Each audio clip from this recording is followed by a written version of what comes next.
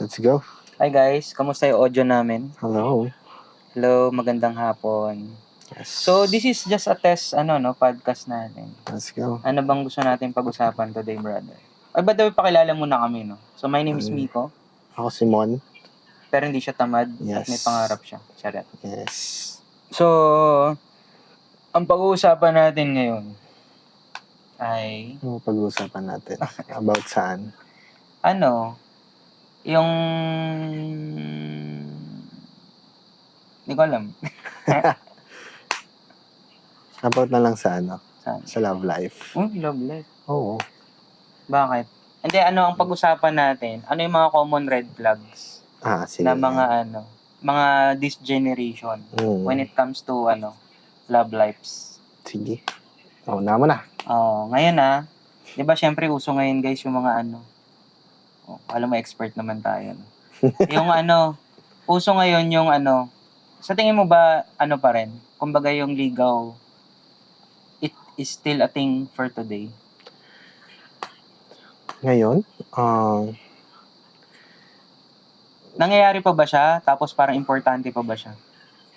siguro sa mga seryosong tao or yung kailangan talagang makilala. Kasi ang panliligaw naman, it's actually getting to know the person. Oo. Bago naman bago sumagot yung babae, syempre kailangan maano niya muna yung lalaking nanliligaw. Babae. Or Bago lalaki. sagutin ng babae yung lalaki. Girl or boy. Maliligaw yung lalaki. Yes. Pero sa panahon kasi ngayon, parang pag nakitang okay na hindi siya. pa sinagot ng babae, pero acting na sila na. Yung mga ganon. Minsan yung mga ganon. Anong tawag yan eh? Situationship. Yeah, situational. Oo. Ano ang pro and cons nun? Sa tingin mo? Kunyari, situationship kayo, hindi kayo, pero you're acting as if you're kayo. Ano yan eh? Parang asa agad. Aasa ka agad. Oo, parang exclusive kayo, pero hindi pa naman kayo eh. So technically, you can still entertain other people. May kilala ako. Uy! Na ganun. Diba? Ang hirap kasi nung ganun. Parang... Parang... Tapos magsiselos ka, pero hindi pwede kasi hindi mo pa ng girlfriend. Yes!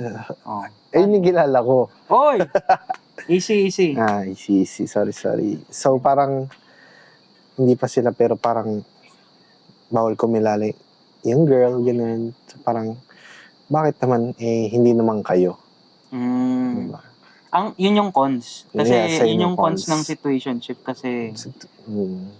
Andun kayo sa isang stage wherein hindi pa sure ang lahat. Kasi ang sure niyan, kapag sinagot na ng girl yung lalaki, yun na yun. Exclusive na yun. Na yun. So, sa tingin mo, uso pa rin ba ang ligaw? Ako kasi old school ako eh. So, sa akin, ako din, ligaw pa rin. Tsaka, kailangan naman talaga siyang ligaw talaga. Kasi parang, ang hirap naman na, uy, ito na yun, kami na agad. Ang pangit naman, di ba? Tapos minsan yung adjustment, nag-a-adjust pa kayo parehas. Mahirap yun, hindi mo pakilala yung girl or boy, di ba? Siguro ang pinaka-importanting part dito yung clarity. Yes. Yun yung pinaka-importante. Na parehas kayo, individual, lalaki, babae, you've decided to enter into a relationship na klaro, tsaka alam nyo yung goals nyo. Kasi mahirap na maging kayo, tapos di nyo alam paano i-steer yung relationship. Yes. Saan pupunta? Yes. Diba? Lalo na kung hindi pa nyo sinasagot ang isa't isa, pero you're getting already the benefit of being a boyfriend and girlfriend. Diba? Ako mas gearing ako towards old school. Gusto kong makilala yung tao. Tsaka parang yung konsepto na date to marry. Yes. Kasi syempre, at the end of the day,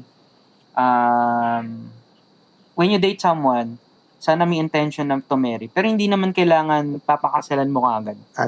Yung nililigawan mo. Ang importante lang doon sa idea na yun. Kaya ka nakipag-date, kaya ka nanligaw. Because you wanted to find a partner na panghabang buhay na. Diba? Parang ganun. So, ikaw ba? Whoa! Asa ka na ba doon sa season na yun? Try mo nang nanligaw? Yeah. Try mo nang magkaroon ng relationship? and everything, di ba? Oo. I believe lahat naman tayo meron tayong experience Lahat. na Hindi naman lahat. Kasi iba parang, di ba, natatakot sila. Sige, sa side ng lalaki, bakit natatakot ng lalaki sa tingin mo? Natatakot sila sa manligaw. Kasi baka hindi sila piliin ng taong mahal nila. Ganun. Or, hindi piliin, no? Hindi Valid piliin. yun. Oo. Tsaka, minsan lang parang friends lang talaga. Friends Sakit lang. yun. Gusto mo talaga. Tas bigla, lampara. Kaibigan Yes. lampara. Ang mas masakit doon yung rebound ka. Yun. Ayun, Ako hindi magaling basketball. Oo, pero Ikaw magaling ka, di ba? Player of the marunong game lang. ka eh. Hindi ako magaling. Marunong lang ako. Magaling ka mambola eh. Hindi. Hindi. Magaling ka lang mag-dribble. Hindi. Mag-shoot lang. Mag-shoot. Yes. Pero mag-rebound din. Yun! Pero hindi sa pag-ibig. Sa basketball. Sa basketball. Yes. Sige. Masakit yun yung rebound na sa una lang na may iba kasi na parang pag sa'yo mo rebound, ito yung kaka-break up lang. Tapos parang naghahanap siya ng shoulder to cry on. Yes. Tapos parang dahil napoprovide niya yung temporary comfort, naging sila na. Yes. Tapos pero hindi pa siya nakaka-heal dun sa previous relationship. Ayun ang masakit dun. At hindi dapat gawin after breakup. Ang dehado doon yung pumasok. Kasi parang kung hindi pa ready sa relationship isa, pero dahil nakakaramdam na siya ng comfort dun sa panibagong tao, sagutin niya. Yeah. Pero meron pa siyang daladalang sugat dun sa nakaraang previous relationship. Tsaka mahirap dun, mahal pa niya yung last. Tapos, so parang nasi-switch niya lang. Oo. Ibang tao ka, pero gusto ko pa rin makaramdam ng pag-ibig na before. Sige, entertain kita. Parang ganun. Tapos ang masakit doon after ilang months, iiwan ka din. Kasi na-realize niya, mahal pa niya yung previous at bumalik siya. Yun. Ang mahirap doon, yung taong pumasok is binuo ka. Tapos yung binuo mo, siya yung sisira sa iyo. Yun. Ay, masakit. Parang kanta yun, ano ba kanta yun? Hindi ko din alam eh. Hirap nun. Parang binuo kita. Balik tayo dun sa topic natin. Sabi mo nga, may mga lalaki na nahihirapan silang manligaw kasi they have fear of rejection, fear of, friendship. Out of the league. Yes. Parang sa status ng buhay, parang masyadong nakaangat-angat yung babae. Sa standards din. No. Yung friendship din. Ano sa tingin mo yung factor para tumaas yung confidence ng lalaki? Sa tingin mo lang. Ano ba? Kailangan mo talagang makilala yung babae. Kailangan makilala. Ako nisip ko, you have to improve yourself eh. Ayun din, Kasi, kung naisip mo na you are out of the league ng babae na yun, syempre you have to build yourself. Kailangan, dapat. leadership, finances, kailangan may pera ka din. Kasi mayroon kang mamaligaw na wala kang trabaho. Kung mahal ka talaga ng babae, sasamahan ka talaga niya. Yeah. Alam mo, bilib ako dun sa mga babae na hindi pa ganun ka-successful yung lalaki. Pero in-entertain na nila. Then eventually, naging successful sila together. Yes. Ang ganda nung ganung story kasi may mga babae na hindi sila... Nagsimula sila sa baba. Oo. Kumbaga, ako, ang pinaka-story na nakikita ko dito, kung familiar ka kila kong kakaibig. When they started, they were both nothing. Yes. But still, etong si girl, si V, hindi ko sila kilala personally, no? Sinusubaybayan ko lang sila sa vlog. Pero makikita ko na na-enjoy nila yung journey. Yes. Until ma-reach nila yung top. Na parang I believe they encourage one another to be successful and together and apart. Then eventually, nakapagpakasal sila. Yes. They have their family. Although, nagka-baby muna bago kinasal. Pero ang point lang doon, parehas silang naging successful. Hindi lang silang dalawa. Oo, hindi lang sila. Kasi pati yung mga nasa tabi niya, yung mga friends, mga kapatid yes. Lahat sila nag-successful. So parang ang point lang, believe ako kay Bim kasi hindi pa ganun ka-successful si Kong.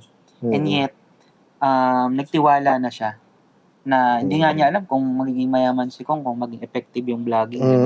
But eventually, nagtiwala siya. Kasi naniniwala ako, you don't need to be successful and financially capable first bago ka tanggapin ng babae. As long as mapakita mo na you're going somewhere, yung may vision ka na dito ako pupunta, yung may plano. Yun yung importante. Oh. So yun, build yourself first, no? Sa mga men na makikinig ng video namin. Build nyo muna yung mga sarili nyo. Yes. Tapos, para kumbaga, somehow, you are progressing in life. Yung kumbaga gumaganda yung buhay mo. Or nagiging successful ka, small wins, yun. Importante. Huwag ka lang maging stagnant sa kung ano ka ngayon. Kumbaga, i-grow mo yung sarili mo over time. Importante yun. So, maraming salamat. yan na, no? Yun lang. Kumbaga, actually, ito test lang naman namin to. Pero naka 10 minutes na kagad tayo ng podcast. So, if you like our podcast... Hindi, next time, mas maganda na to. Mas maganda yung quality kasi ngayon naka-cellphone lang kami. Tapos meron kaming microphone na ginagamit. So, bali, ito yung Holy Land. Ito. Pumilapit. Yan. Ito. Hawak namin, mga kaibigan. So, tinetesting namin, no? So, pwede pala siya pang cellphone, tsaka pang camera. Yes. So, hindi to sponsored, pero Holy Land baka naman. Baka naman. So, we will be producing more videos like this, and we'll be uploading it to our social media, no? Yes. So, sa mga interested sa mga topic, message nyo lang kami, or mag-inbox kayo sa amin ng mga next topic namin, and try namin sagutin. Yes. And then, at the end of the day, hindi kami expert sa ginagawa namin. Ito yung mga pawang opinion lamang na... Ano lang, mga naranasan sa buhay. Naranasan. Yes. Ilapit mo sa'yo, baka hindi ka lang marinig. Mga mga naranasan sa buhay. Ay, by the way, siya si Mon, guys, ha? Ako si Miko. Yes. So, kita-kits tayo sa next topic natin. So, yun, bye. Bye.